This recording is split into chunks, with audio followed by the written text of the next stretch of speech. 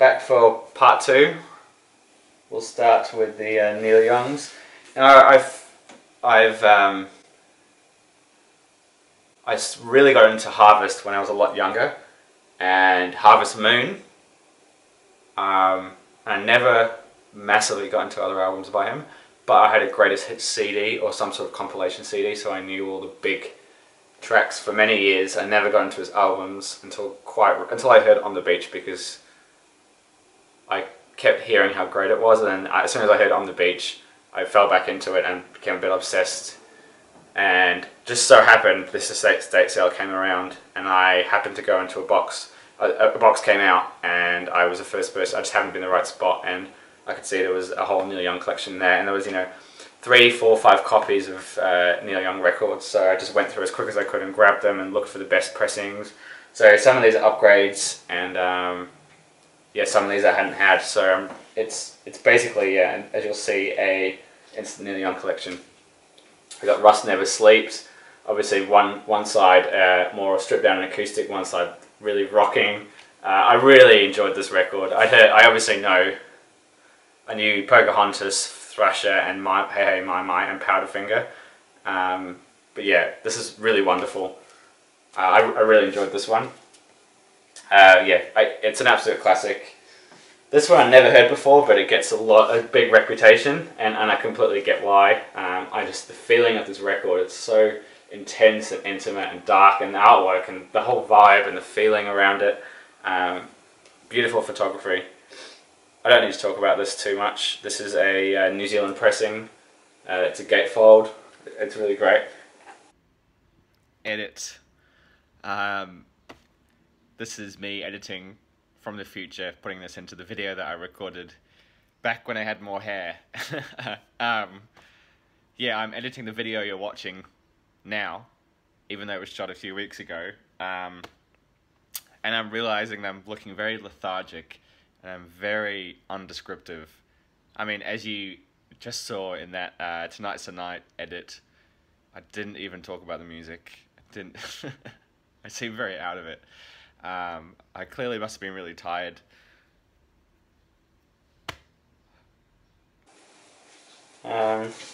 This one I picked up, but it's below average. It's later period Neil Young doing a country record, but it's a little bit cheesy, it's a bit wayward, it's not really,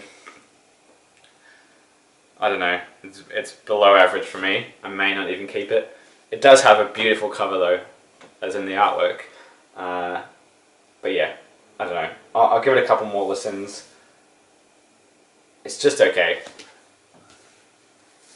Of course, this record, this is an upgrade copy to a US original pressing with a textured sleeve. I've always had New Zealand pressing, so it's really nice to get one with a proper textured sleeve, and comes with the insert and the whole shebang, and it's really cool. I mean, as far as typography and album covers go, it's for me, it's stunning. It's absolutely beautiful. It smells really nice as well. Yeah, Harvest. I can't. I recently read the 33 1/3 book on that, and I learned so much about the album I didn't know, and I appreciate it again even more than I did previously. Zuma. This is one I used to have, and I sold it, and I kind of regretted it, because for me the track Stupid Girl and absolutely Cortez the Killer, when I first heard that, it blew me away. So it's really nice to get this back again, and my one before was not great shape, so it's cool to get a reissue of it. Yeah, Cortez the Killer could be top 5 Neil Young song for me. Reprise, I think it's an original US pressing, yep. Zuma. This one I haven't absorbed yet as much, because I've obviously had a lot to get through. This is a live record, I'm pretty sure. Yeah, Time Fades Away. I love this typography on the back. It's just a handwritten. It comes with this big, another massive fold out here. I won't open it the whole way, but it's basically all the lyrics. I can't remember too much about this one right now, which is shameful. I apologise, but I'm sure a lot of you know this anyway. It hasn't grabbed me yet as much as the other ones have. What can I say about this one? My favourite track on this is actually the last track for some reason, Cripple Creek Ferry. Just there's something that, like, I mean, it's probably because I know, you know, After the Gold Rush, Tell Me Why, Only Love Can Break Your Heart. So, man, they're all massive hits. I know them so well. You know, Cripple Creek Ferry is just this really sweet and short song right at the end.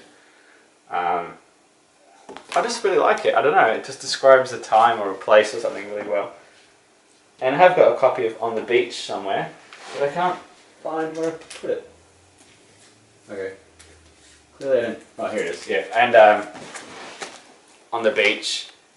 This is a New Zealand pressing. The graphic designer in me would love to have the one with the insert, just because, I don't know, I'm a graphic designer and I love that stuff. So, you know, it'd be a shame. I'd love to get the one there that has the, normally has the printed pattern on the inside. And the inner sleeve, and yeah, again, a New Zealand pressing reprise. What an album. That On the Beach is the one that really threw me back into Neil Young. Ambulance Blues, what a track. I'm just thinking about it now in my head. And then lastly, Comes a Time, which is sort of like a stripped back, almost country, not Harvest, but slight tinges of it. Yeah, it's really good, but there's a terrible track on here called Motorcycle Mama, which I really dislike. It's terrible. Anyway, Comes a Time, enjoyable, didn't really grab me as of yet. I know it's quite highly regarded. So yeah, that's, as you can see, it's basically a Instant Neil Young collection. Okay, so the Pink Floyds. Now, two of these I've been wanting for a very long time. This is their debut album, Piper at the Gates of Dawn. Really happy to get this in New Zealand, first pressing.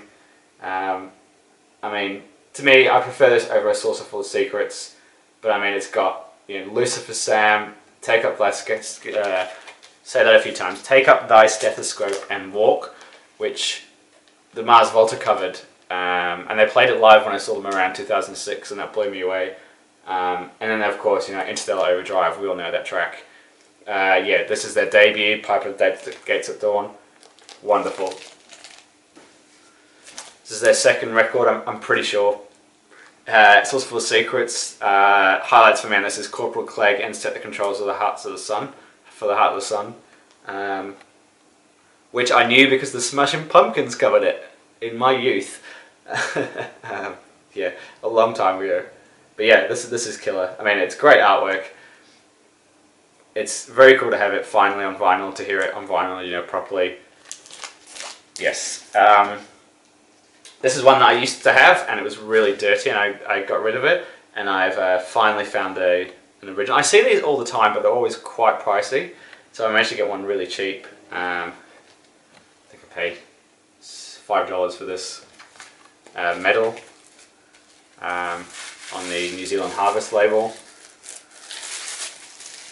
The opening track on this, it's just that if you know it, you know the moment, I mean, where it's like a distorted guitar or something, just absolutely pumps out of the speakers.